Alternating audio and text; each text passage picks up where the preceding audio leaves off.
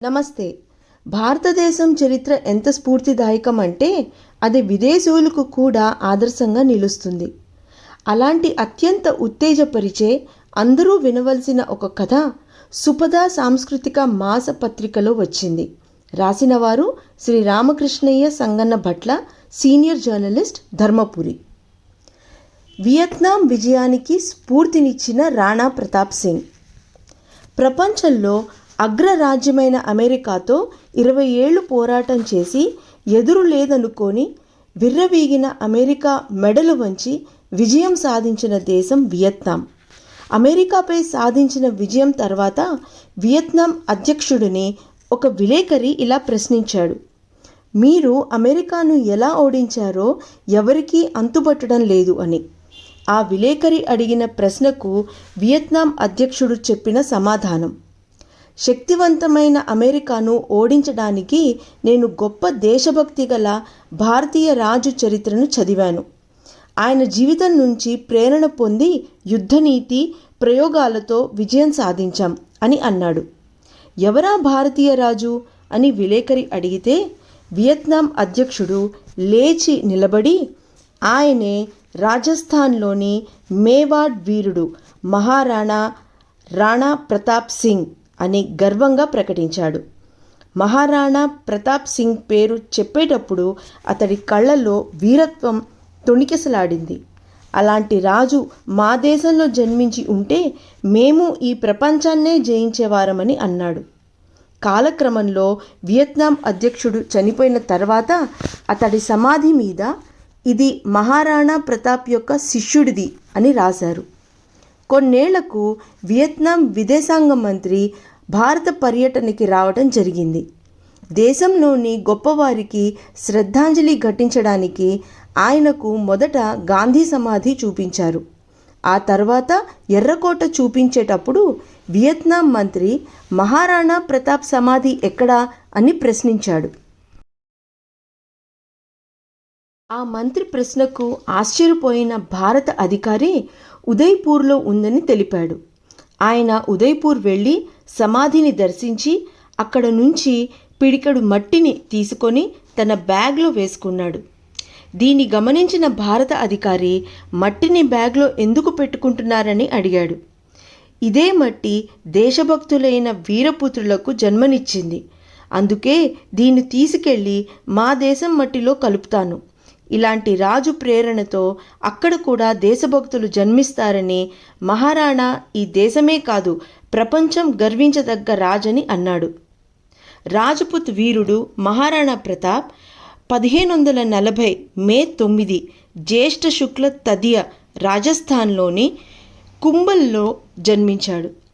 1568లో మేవాడ్ పాలకుడిగా బాధ్యతలు చేపట్టిన మహారాణా 1597 వరకు పరిపాలించాడు. గొప్ప చక్రవర్తిగా చరిత్రకారులు పేర్కొన్న అక్బర్ ఆ సమయంలో ఢిల్లీ సింహాసనాన్ని పాలిస్తున్నాడు. స్వాతంత్ర్యం, ఆత్మగౌరవం కోసం నిరంతరం మొఘళ్లతో పోరాటం చేస్తూ రాణా ప్రతాప్ ఏనాడూ తలవంచలేదు. మహారాణా ప్రతాప్ ఒకసారి తలదించి తన కాళ్ళ మీద పడితే సగం హిందుస్థాన్ రాజుకు చేస్తానని అక్బర్ ప్రతిపాదిస్తే దాన్ని తుచ్చమైందిగా అతడు తిరస్కరించాడు.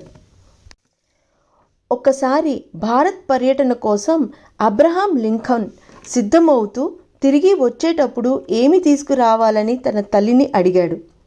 దానికి ఆమె రాజస్థాన్లోని మేవాడ్ నుంచి పిడికెడు మట్టి తీసుకురా, అక్కడి రాజు ఎంత విశ్వాసపాత్రుడిగా ఉండేవాడంటే సగం దేశాన్ని ఇస్తామని ప్రలోభపెట్టినా తన మాతృభూమినే కోరుకున్నాడు, కానీ స్వార్థం చూపలేదని చెప్పిందట. అయితే కొన్ని కారణాల రీత్యా లింకన్ పర్యటన రద్దయింది. ఈ విషయాలు బుక్ ఆఫ్ ప్రెసిడెంట్ యుఎస్ఏలో పేర్కొన్నారు. మహారాణా ప్రతాప్ 7 అడుగుల ఎత్తు ఉండేవాడు. 235 కిలోల బరువు ఉన్న మహారాణా యుద్ధ సామగ్రి ఉదయ్పూర్ ప్యాలెస్లో భద్రపరచబడింది.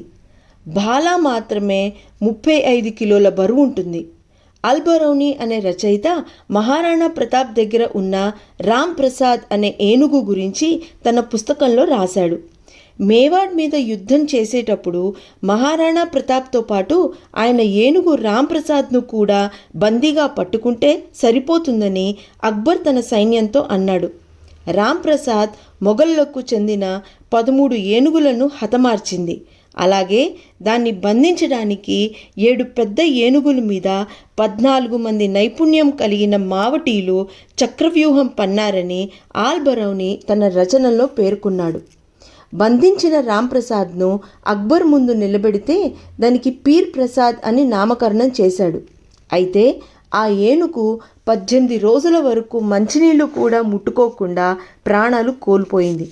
తర్వాత ఈ దృశ్యాన్ని చూసిన అక్బర్, ఈ ఏనుగునే వంచలేకపోయాను, మహారాణాను ఎలా వంచగలుగుతానని అన్నాడట. మహారాణా ప్రతాప్ సింగ్ చనిపోయాక అక్బర్ కూడా కన్నీళ్లు పెట్టుకున్నట్లు చరిత్రకారులు పేర్కొన్నారు. రాణా గుర్రం అయిన చేతక్ మహారాణాను మోస్తూ 26 అడుగుల కందకం మీద నుంచి దూకి అది దాటిన తరువాత చనిపోయింది.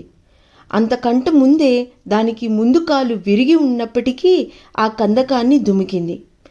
అది ఎక్కడైతే చనిపోయిందో అదే ప్రదేశంలో దాని గౌరవార్థం చేతక్ మందిరం కట్టారు. చేతక్ ఎంత బలమైంది అంటే తన ఎదుట ఏనుగు మీద ఉన్న సైనికుడిని అందుకోవటానికి అంత ఎత్తుకు గాలిలో ఎగిరేది. అంతటి శక్తి కలిగినది కనుకే చేతక్ పేరును ద్విచక్ర వాహనానికి అంటే స్కూటర్కి పెట్టడం గమనార్హం. హల్దీఘాట్ యుద్ధం జరిగి 300 సంవత్సరాల తరువాత కూడా అక్కడి నేలలో కత్తులు లభించాయి. చివరిసారిగా 1985లో ఒక ఆయుధం దొరికింది. ఒంటరిగా మరే రాజపుత రాజుల మద్దతు లేకుండా మొఘలు సామ్రాజ్యాన్ని ధిక్కరించిన రాణా ప్రతాప్ శౌర్యం అనేది రాజ్పుత్ శౌర్య ప్రతాపాలను, వారి ఆత్మగౌరవాన్ని, వారి విలువలను వివరించే గొప్ప గాథ. రాణా ప్రతాప్ అవలంబించిన యుద్ధతంత్రాన్ని ఆ తరువాత మాలిక్ అంబర్, ఛత్రపతి శివాజీలు కూడా అనుసరించారు అని చారిత్రకుడు సతీష్ చంద్ర పేర్కొన్నారు. జనవరి 19 మహారాణా వర్ధంతి. భారత్ మాతాకి జై.